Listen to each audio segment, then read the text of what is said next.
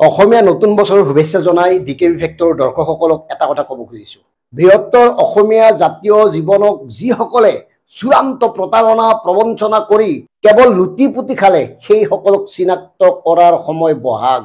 আৰু সেই একাংশক অসমীয়া জাতীয় জীৱনৰ ঠগ প্ৰবঞ্চক হিচাপে ঘোষণা কৰা উচিত। গতিকে ইয়াত আমি একাংশৰ নাম উল্লেখ কৰিম আৰু দৰ্শকসকল আপুনিও আপোনালোকৰ নিজৰ ইচ্ছামতে নামসমূহ সংযোজন কৰি যাব পাৰিব, কাৰণ এইখিনি সময়ত ইয়াত আৰু গত্যন্তৰ নাই। নহ'লে জাতি বাচি নাথাকিব। এই প্ৰতাৰক ভণ্ড বদমাছসকলক যদি চিনাক্ত কৰি এতিয়াই সমাজৰ পৰা আঁতৰ কৰা নহয়, অসমীয়া সাধাৰণ জনতাই যদি তেওঁলোকক ঘৃণাৰে উপচাই নিদিয়ে, তেতিয়াহ'লে অনাগত সময়ত আকৌ নতুন নতুন প্ৰবঞ্চক প্ৰতাৰকৰ জন্ম হৈ থাকিব। তেওঁলোকে একেই আৱেগ সৃষ্টি কৰি জাতীয় জীৱনৰ লগত খেলা কৰি কেৱল নিজৰ স্বাৰ্থ সুৰক্ষিত কৰিব। আমি প্ৰথমতে জাতীয় প্ৰবঞ্চক হিচাপে নাম উল্লেখ কৰিবলগীয়া ব্যক্তিগৰাকী হ'ল সৰ্বানন্দ সোণোৱাল ডাঙৰীয়া। সৰ্বানন্দ সোণোৱাল মুখ্যমন্ত্ৰী হ'ল, আছুৰ সভাপতি হৈ আহি তেখেতে অসম গণ পৰিষদত যোগদান কৰি বিজেপিৰ সভাপতি হ'ল। অথচ জাতিৰ বাবে কি কৰিলে নিজেই চিন্তা কৰক, আৰু তেওঁ নিজেও কওক তেওঁক কিয় অসমীয়া জাতিয়ে মনত কৰিব বা তেওঁক কিয় অসমীয়া মানুহে ঘৃণা নকৰিব। আনহাতে বৰ্তমান এইখন চৰকাৰৰ লগত মিত্ৰতাত থাকি অসম গণ পৰিষদৰ অতুল কেশৱ ফণীহঁতৰ দৰে লোকসকলে যি ধৰণে জাতিটোক বাৰে বাৰে বিক্ৰী কৰি আছে, তেওঁলোককো আমি জাতীয় জীৱনৰ ঠগ প্ৰবঞ্চক হিচাপে ঘোষণা কৰিছো। তেওঁলোকৰ লাজ নালাগে? নিজেই মন কৰকচোন, অসম গণ পৰিষদ কিয় জন্ম হৈছিল? 855 জন শ্বহীদৰ ত্যাগৰ বিনিময়ত জন্মগ্ৰহণ কৰা আঞ্চলিক দলটোৱে এই কেইজনমান বদমাছৰ কাৰণে নিজৰ জাতীয় চৰিত্ৰই হেৰুৱাই পেলালে। আৰু সেয়ে কৈছো, বৰ্তমান শীৰ্ষ নেতৃত্ব যিসকলে অসম গণ পৰিষদত আছে অথচ ভাৰতীয় জনতা পাৰ্টীৰ পিঠিত উঠি অক্সিজেন লৈ জীয়াই আছে, প্ৰত্যেককে আমি ডিকেবি ফেক্টৰ সাধাৰণ জনতাই প্ৰবঞ্চক প্ৰতাৰক হিচাপে ঘোষণা কৰিছো। আৰু এটা কথা কওঁ, যিসকলে আছুৰ মজিয়াখন ব্যৱহাৰ কৰি, আছুৰ সত্তাটোক ব্যৱহাৰ কৰি ৰাজনৈতিক ক্ষেত্ৰখনলৈ আহি কেৱল চূড়ান্ত সুবিধাবাদৰ আশ্ৰয় লৈছে, সেই সকলোকে আমি প্ৰতাৰক প্ৰবঞ্চক হিচাপে ঘোষণা কৰিছো। তেওঁ তপন কুমাৰ গগৈয়ে হওক বা অভিনয় কুমাৰ ভূঞাই হওক, যিসকলে আছুৰ বেনাৰৰ পৰা আহি দলীয় ৰাজনীতিত অংশগ্ৰহণ কৰি জাতিটোক কেৱল প্ৰবঞ্চনা কৰিছে। আনহাতে একেই জাতীয়তাবাদী চিন্তা আৰু চৰ্চাৰে ৰাজনীতিত যোগদান কৰা চন্দ্ৰমোহন পাটোৱাৰী মন্ত্ৰী, তেখেতকো আমি চূড়ান্ত ভণ্ড প্ৰতাৰক প্ৰবঞ্চক হিচাপে ঘোষণা কৰিছো। এই সময়ত এখেতক অসমৰ সিংহপুৰুষ বুলি কোৱা হৈছিল, এতিয়া সিংহ গৈ মেকুৰীত পৰিণত হৈছে একমাত্ৰ ক্ষমতা লিপচাৰ বাদে।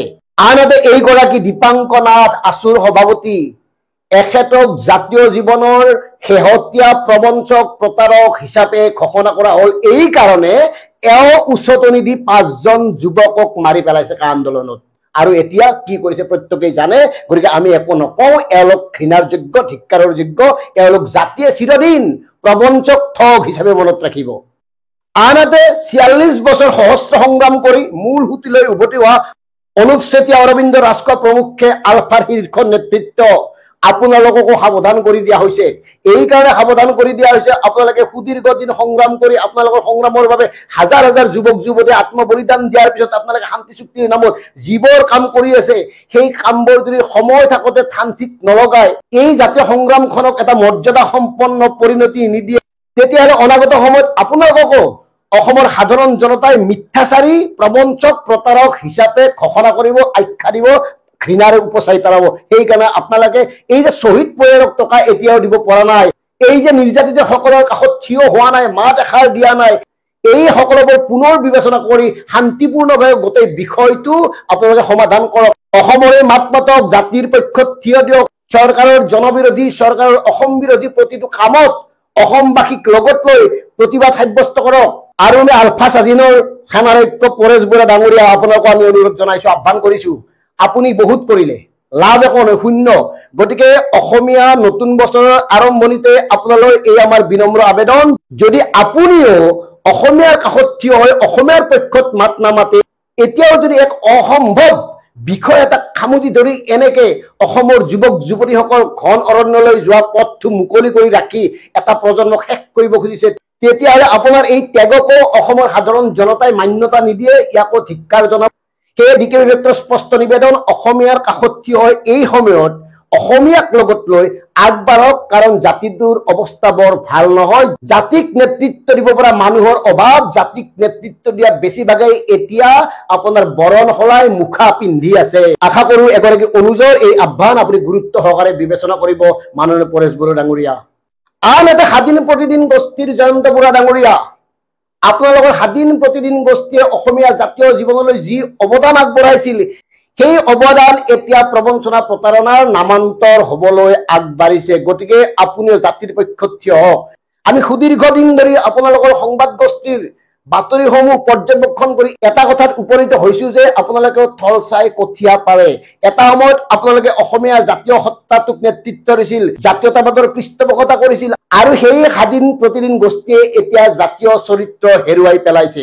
আপোনালোকে কৰবাত সিন্ডিকেটৰ ওচৰত আত্মসমৰ্পণ কৰিছে, আপোনালোকে কৰবাত কেনেবাকৈ এই শাসক পক্ষৰ ওচৰত আঁঠু লৈছে। গতিকে ইয়াৰ পৰা আপোনালোকে যদি উঠি নাহে, ইয়াৰ পৰা যদি আপোনালোকে আঁতৰাই নানে, জাতিৰ কাষত যদি পুনৰ থিয় নিদিয়ে, তেতিয়াহ'লে অনাগত সময়ত অসমৰ সাধাৰণ জনতাই আপোনালোককো অসমীয়া জাতীয় জীৱনৰ আবেগক লৈ বেপাৰ কৰা ব্যৱসায়ী বুলি ক'ব, আৰু আপোনালোকক চূড়ান্ত প্ৰবঞ্চক প্ৰতাৰক হিচাপে ঘোষণা কৰিব।